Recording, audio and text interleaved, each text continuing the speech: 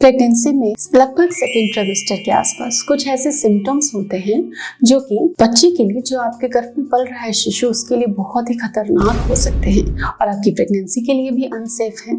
ये कोई डराने की बात नहीं है, बल्कि एक रियलिटी है जो कि मैं आपको बताना चाहती हूँ ताकि आप अपना केयर कर सके। कई फीमेल्स को नहीं पता कि उल्टी आ रही है, तो उल्टी तो आती है और ऐसे में वो डेंजर में चली जाती हैं और डॉक्टर्स के पास नहीं जाती हैं, अपनी प्रिकॉशंस नहीं ले पाती और उनकी प्रेगनेंसी में उनको बहुत प्रॉब्लम्स फेस करनी पड़ती है। तो ये जो उल्टी आना या चक्कर आना जब आप सुबह सुबह उठते हो, क्यों होता है और अगर ये होता है तो किसको सिग्नल कर रहा है कि क्या चेंजेस हो गया आपकी बॉडी में। इसके अलावा इसके लिए आपको क्या करना है, कब डॉक्टर के पास जाना है एंड अदर प्रिकॉशंस जो डेली रूटीन में फॉलो करना है वो क्या है, डाइट क्या इसके लिए आप ले सकते हो, सब कुछ आज के वीडियो में हम आपको बताने वाले हैं। Hello and welcome again to YouTube mom channel. आशा करती हूँ आप यूट्यूब मॉम के साथ अपनी प्रेगनेंसी जर्नी को एंजॉय कर रही हैं।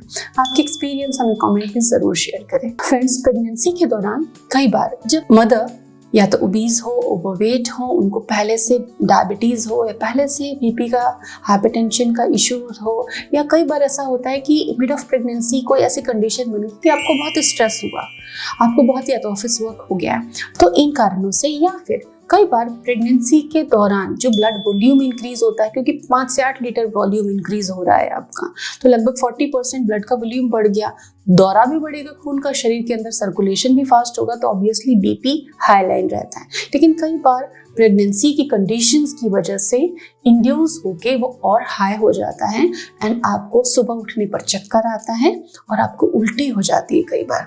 तो चक्कर आना, उल्टी आना, high BP pregnancy induced blood pressure के भी लक्षण हो सकते हैं। अगर आपको ऐसा लगता है, टीसी लगता है एंड कई बार हेडेक रहता है, काफ़ी बेचैनी सी महसूस होती है, तो ये लक्षण हाई ब्लड प्रेशर के हैं जो कि प्रेगनेंसी में टोटली अनसेफ है। लेकिन इससे खतरा नहीं है आपको। खतरा कब होगा? जब इसे आप इग्नोर करते रहें और इसको झेलते जाएं। सिंपली कि ऐसा तो होता है, थोड़ा सा पानी पी लिया, ठीक हो गया, ऐसे नहीं करना है। इसके लिए कुछ मैं टिप्स आपको बता रही हूँ, उसे आपको समझना है और फॉलो करना है। तो अपने फैमिली मेंबर्स को भी बता दें, क्योंकि कई बार आप नहीं समझ पाते, आप प्रेग्नेंट होती हैं, आप बिल्कुल उन चीज़ों पे सोच नहीं पाए, उस नज़रिए से घर वाले आपकी केयर कर सकेंगे। तो इसमें आपको परसिस्टेंट हेडेक रह सकता है, चक्कर और उल्टी हो सकती है, बेचैनी, घबराहट, स्वेटिंग, और थोड़ी सी जैसे बातचीत भी आप कर रहे हो तो एकदम से सांस फूलेगी आपके और आपको बेचैनी, घबराहट होगी। तो ये सारे लक्षण होते हैं। अब आपको करना क्या है? तो सबसे पहले बीपी मेजरमेंट इंपॉर्टेंट है। अगर आपके घर में मशीन है तो आप मीजर करें। आजकल इलेक्ट्रिक आ गई है, आराम से घर पे आप मीजर कर सकते हो। नहीं तो आप अपने डॉक्टर के पास जल्दी जाएं, क्योंकि प्रेगनेंसी में हमें किसी भी चीज़ में देरी तो नहीं करनी चाहिए। इसके अलावा डॉक्टर के पास जाते हैं, जब तक वो सेफ रेंज है तो डॉक्टर आपको परहेज बताएंगे कि आप खान पान में कुछ परहेज कीजिए। बहुत बड़ा रोल आपके डाइट का आ जाता है, जो कि मैं आपको अभी बताऊंगी।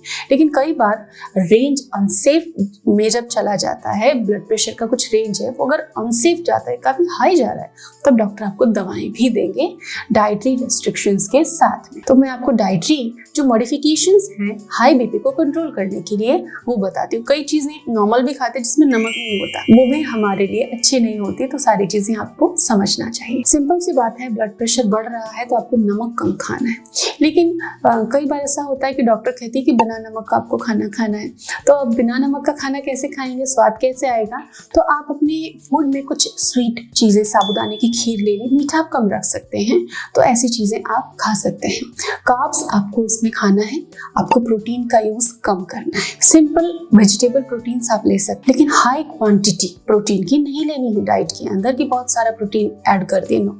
मेनली कार्ब्स आपको रखने हैं। इसके अलावा दिन में 1 या 2 बार अपने राइट लेग को आपको आइस कोल्ड वाटर में, आप दोनों लेग्स भी डाल सकते हैं। थोड़ा अगर मौसम ठंडा, टैप वाटर थोड़ा ठंडा सा आ रहा है तो वो ठीक है।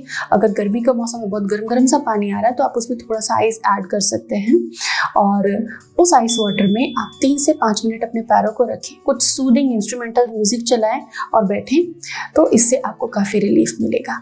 आप अपने बाएं कान के ऊपर यहाँ पर आइस का पैक रख सकते हैं, इससे भी आपको काफ़ी रिलीफ मिलेगा, या फिर सिर के पीछे यहाँ पर आप आइस का पैक लगा सकते हैं। खाने में नमक अगर आपको कम से कम इस्तेमाल करना है तो फूड के अंदर फ्लेवर्स देने के लिए आप लेमन जूस, पुदीना, भुना हुआ जीरा, इनका आप इस्तेमाल कर सकते हैं, जिससे कि नमक के बिना या बहुत कम नमक होने पर भी आपको फूड में टेस्ट आएगा, आप अपने फूड को एंजॉय कर पाएंगे। कोई भी बेकरी का आइटम है या बिस्किट है, कुकीज है, मठरी है जो कि बाहर से बन के आया है, वो तला नहीं भी है अगर बेक्ड भी है, जैसे बिस्किट्स भी अगर आप चाय वगैरह के साथ लेते हो, उसमें बेकिंग के लिए सोडा यूज होता है तो उसमें काफ़ी सोडियम होता है। तो हमें सोडियम रिस्ट्रिक्टेड फूड खाना है, तो कोई भी बेक्ड चीज़ या शॉर्टनिंग लेंथनिंग से जो भी बना है उसे नहीं खाना है। Biscuit, cookies, muffins, cake, pastries कुछ भी नहीं खाना है। फ्राइड फूड, ऑयली फूड बिल्कुल अवॉइड करना है आपको। मैदा से बनी चीज़ों को अवॉइड करना है। कुछ ऐसे फूड भी होते हैं जिनमें नेचुरली काफ़ी सॉल्ट होता है, जैसे पालक है, पालक आप अवॉइड कर सकते हैं। चीज़ है, चीज़ को आपको अवॉइड करना है। जो ब्रेड है वो अवॉइड करना है। केचप एंड सॉसेस जो मार्केट से लेकर आते हैं आपको उसे अवॉइड कर। कई बार आप नट्स खा रहे हो और अगर वो सॉल्टेड है तो उसे अवॉइड करना है। कई तरह के चिप्स हैं या नमकीन, भुजिया, ये आपको अवॉइड करना है। टोटली आपको सिंपल कार्ब बेस्ड खाना खाने से, सब्जियां हो, दाल हो, अनाज हो। चिकन के अंदर भी सॉल्ट काफी होता है तो आप चिकन भी अवॉइड कर सकते हैं।